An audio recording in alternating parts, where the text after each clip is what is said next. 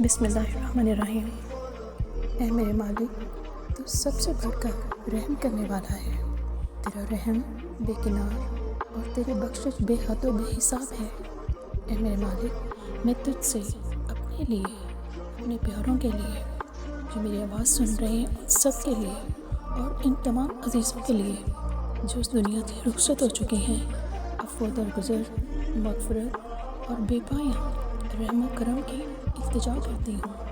ہمارے گناہوں کو معاف فرما، ہمارے دلوں کو سکون عطا فرما اور ہماری دنیا اور آخرت کو سنوار دے۔